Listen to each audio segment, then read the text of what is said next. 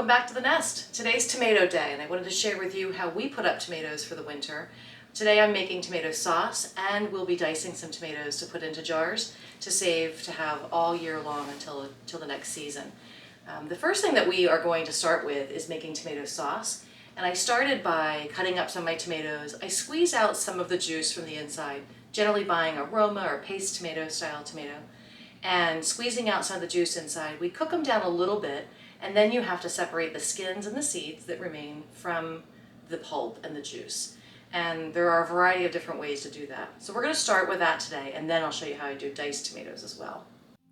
When prepping tomatoes to make sauce, I like to cut them open first and give them a good squeeze to get as much moisture out as possible, and the seeds too. So here you can see us cutting them open, giving them to Kate. Kate's giving a good squeeze to dry them out as much as possible. We're okay with leaving the skins on for this stage because we're going to go ahead and remove those skins when we run it through the processor. Okay, we have a lot of things going on today because at the same time that I'm inside peeling Roma tomatoes to cut up for diced tomatoes and can, I'm also making a big batch of sauce. This is a mix of tomatoes. This is my Romas.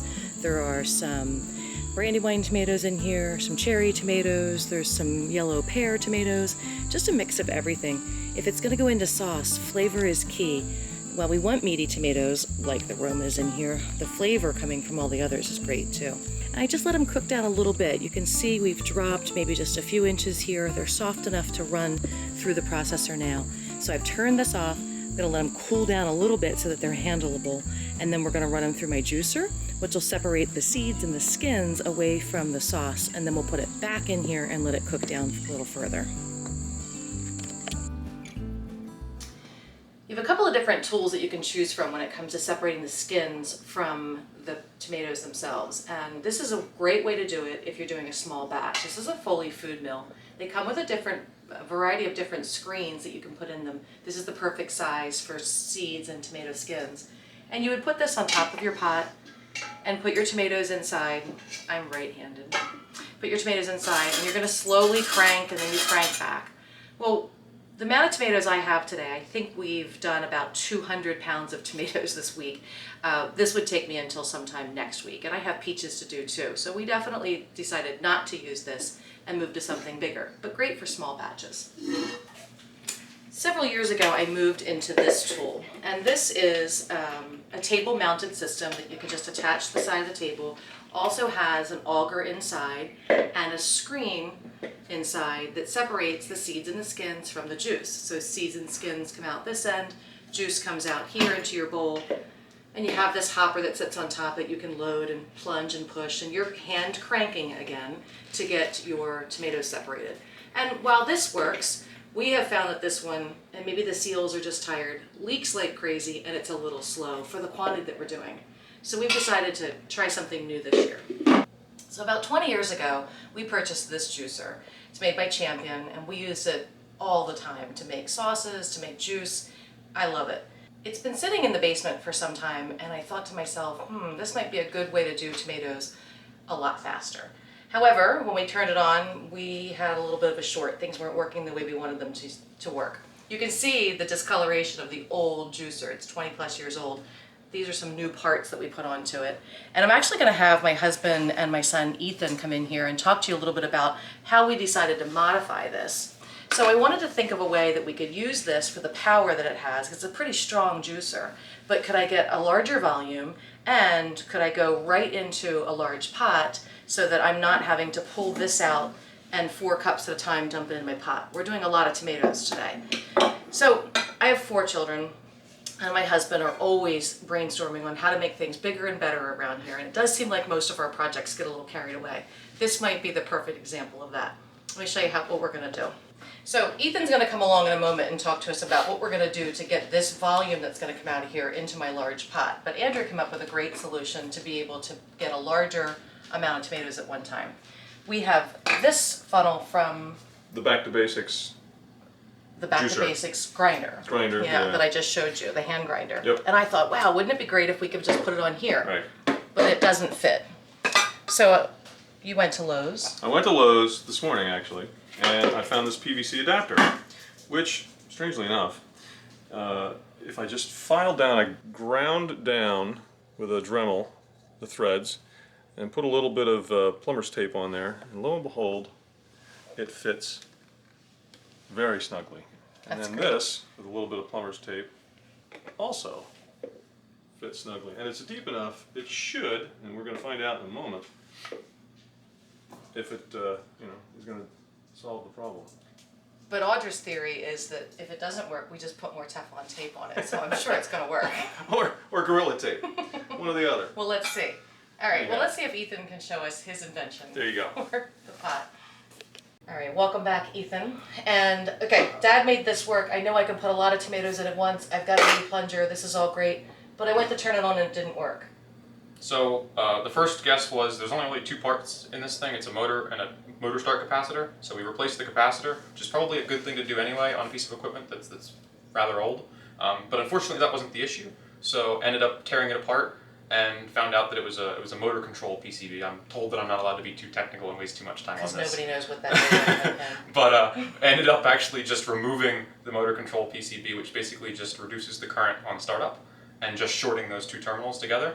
And it works perfectly fine. It might dim the lights, we'll see, but it turns on just fine. It doesn't trip breakers. So if there's an upside to coronavirus changes and having your college students at home, when your engineering student moves back home, sometimes you get to have things repaired. So tell me about your other solution, because I need more than 4 cups at a time.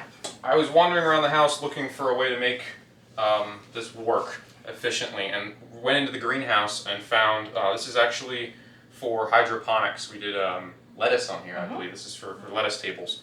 And we just cut a short section of it off of there. And now this trough is essentially just going to sit right underneath of here. And then we're going to be able to grab the stool with a nice big bucket.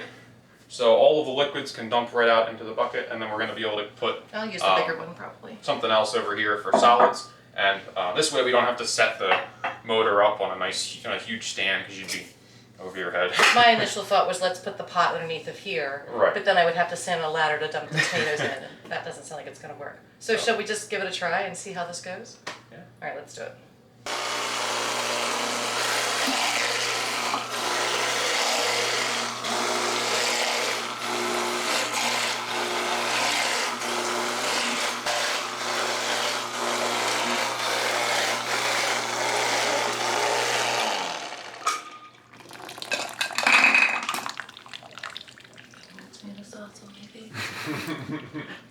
Well, I couldn't be happier with the way this is working. This juicer worked exactly the way I remember it working when I used it years ago. We're getting all the juice and sauce and pulp down the pot so I can put it back on the stove, and I'll cook that down to make a nice thick sauce. You really are just going to cook it until you're at the consistency that you're happy with. What's coming out of here is really just skins and seeds, but it's still quite wet. So I'm actually going to run this back through a second time and get some of this juice out of here, and it'll come out even drier in the second round. Really, really happy with the way this is going. It is a lot faster than trying to hand crank it like we've done in the past. So I'm just going to keep on going until this pot is reduced down to that pot. So I'm going to give the Champion Juicer an A+. That was the easiest way I have ever made sauce, and I've tried a lot of different methods.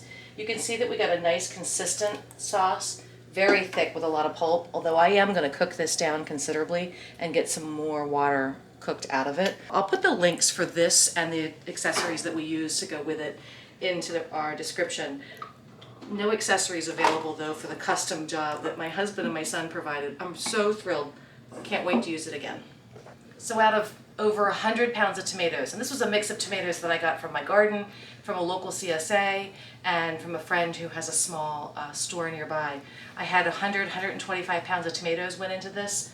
I got all of this sauce, and look what was left behind. That's it. This is going to go outside to our chickens. They are going to be so excited to get this snack. But such a tiny little bit of waste and a lot of sauce.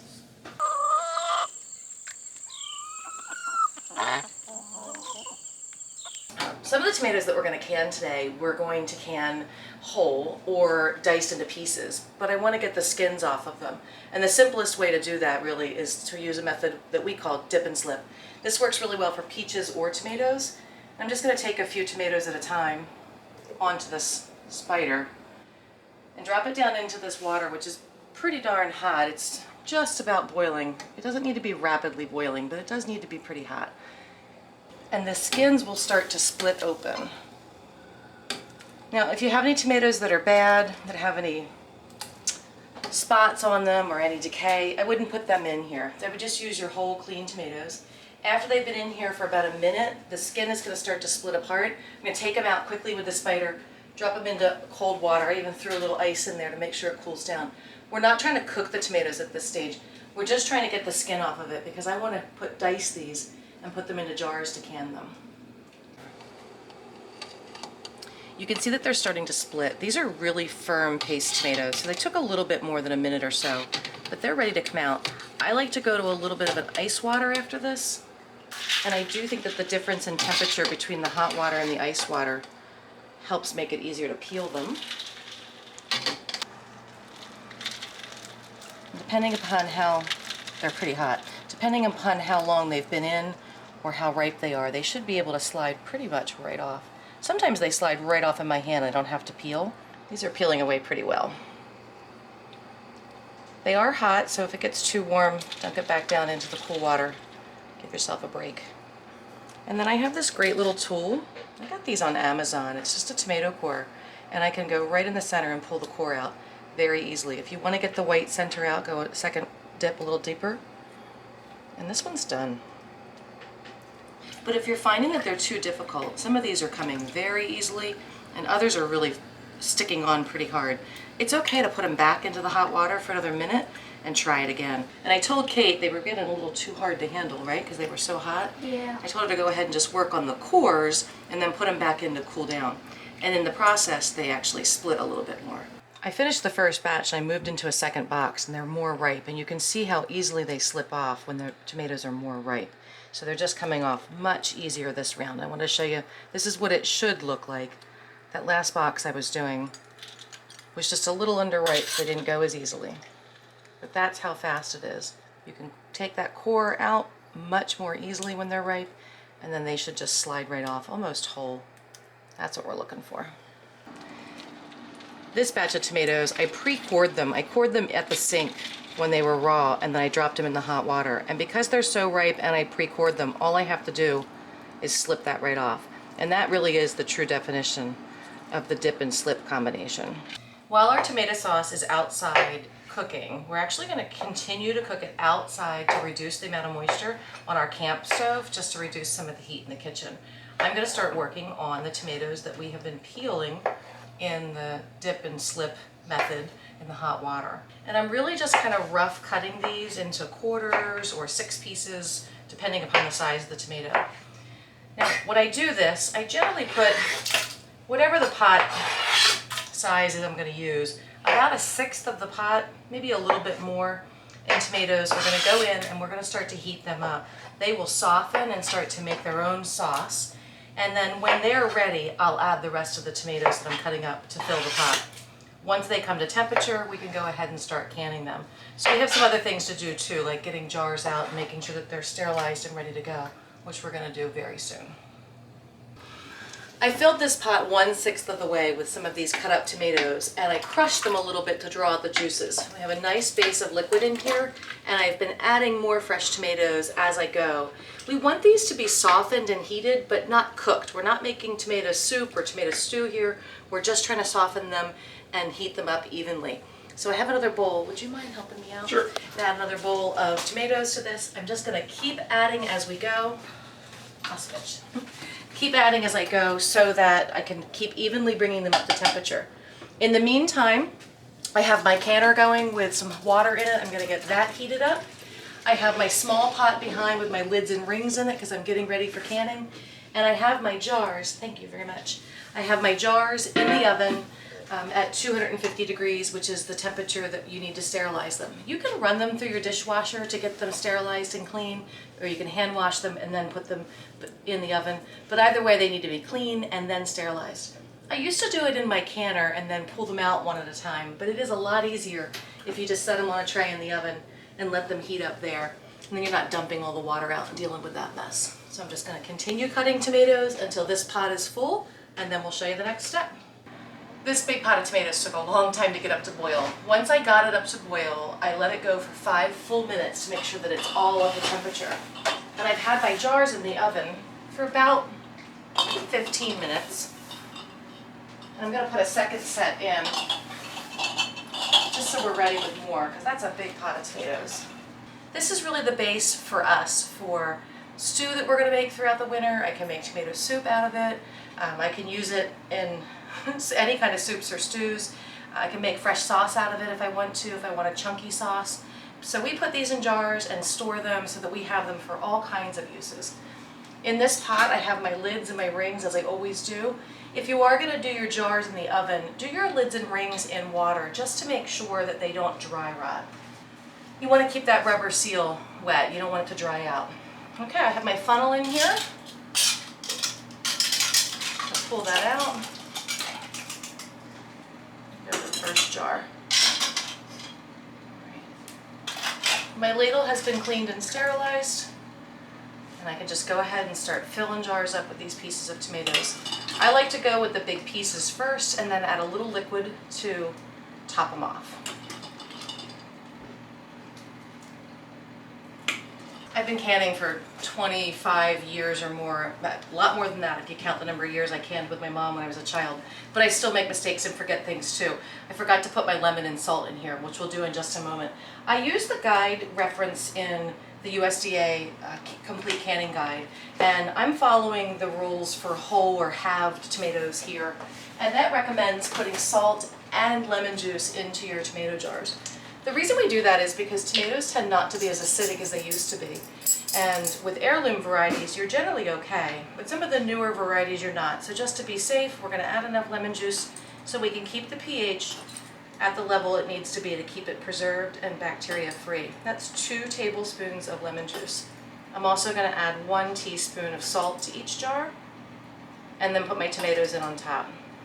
Those that I've already filled up, I'm just gonna add it on top and push it down through. All right, I got all my lemon juice in there. And now I'm gonna switch to teaspoons, and I'm gonna get a teaspoon of salt in each one. I really like using pink Himalayan salt. Sea salt's fine. Whatever works for you. I just don't like to buy iodized salt, so we tend to go with the pink Himalayan. So 1 teaspoon in each jar, and I'll add my hot tomatoes on top of that. And these we'll just push down in there. It'll be fine. I've made mistakes like this before. It all works out. All of my jars are full, so I'm just taking the time to run a butter knife down along the edge. I use a butter knife, any flat edge tool will work. I'm gonna run down along the edges and make sure if there are any air bubbles that we're letting them go and pulling them up. So I'm going in along the side and pulling it over, allowing air to pop up. And all of my jars have settled as having done that. So to stick with that 1/2 inch of headspace, I'm gonna put this back on and add some additional sauce and a little bit of tomatoes to each one to get back up to that 1/2 inch level. Okay, if you've watched me do canning before, you know I like to use paper towels to wipe the tops. It's very easy to see if you have any, ouch, they're hot, any extra at the top, so I just dip that paper towel into my hot water and I wipe off the tops. I'm not as concerned about the edges as I am the tops. And you can see there's a little residual tomato there. It's really important to take this off to make sure that you don't have anything in the way of that rubber seal.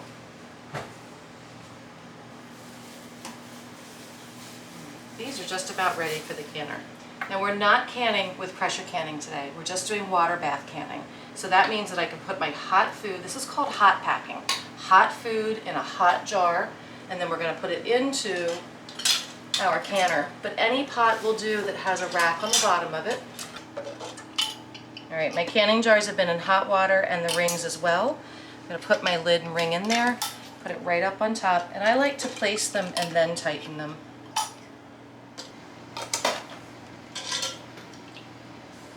Whew, they're hot. All right, the jars are pretty hot, so I like to use a towel to hold underneath. The lids and rings are a little bit more manageable. Not too tight. You want them tight, but not so cranked down that they're gonna explode when you put them in the canner. Just grab a hold of them with your jar lifter, you get a good firm grip, right down into the hot water. Be gentle.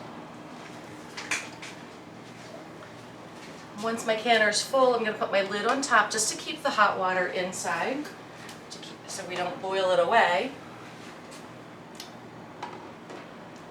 And then we'll get to work with filling up the next batch.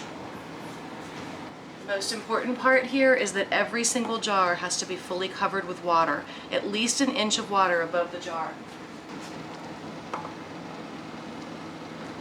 Okay, that's a full canner.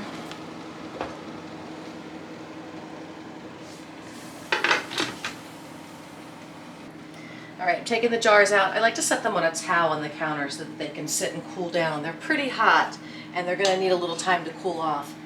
As always, we're gonna let them sit at least overnight until you hear every jar pop. And when the lids are settled down in and you've heard that pop, then you know that they're sealed and ready to be put away.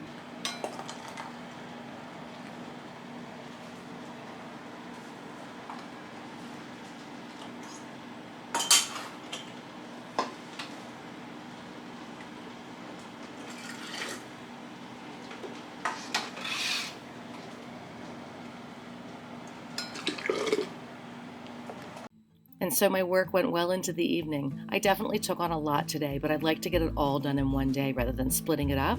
So we continued to fill jars with tomato sauce and diced tomatoes, and we worked until the job was done. I was grateful that I had a lot of help to give me hands throughout the course of the day. So I used my canner. I actually got a second one out at one point to make sure that we got them all through. And then I let them sit and cool. The next morning, here I am just taking all the rings off of the top of the jars. Be careful when you do this to make sure that you don't knock any of the lids off. But get those rings off of there and give them a wash. And you want to make sure that not only have your lids sealed, but that nothing has leaked outside of the jar. You want to make sure that everything is properly sealed and cleaned up before you take it and put it away on the canning shelves. Our canning shelves are in the basement. There's definitely a lot of moisture down there, so you want to be careful that things are sealed. There's not going to be any mold developing. That's the reason why I don't leave my rings. I give them a wipe on the top of the jar to make sure nothing goes along with me downstairs, and then I'm going to label the top of them and recruit some more of that help to help me carry them downstairs and put them on the canning shelves. This is going to be enough tomatoes for us for the year. It should get us through enough sauce and soups through the year, and by next tomato season, we'll be ready to have some fresh tomatoes for our soups and stews. So grateful for you joining me today. I hope you've learned a lot and can take that knowledge and go can your own tomatoes.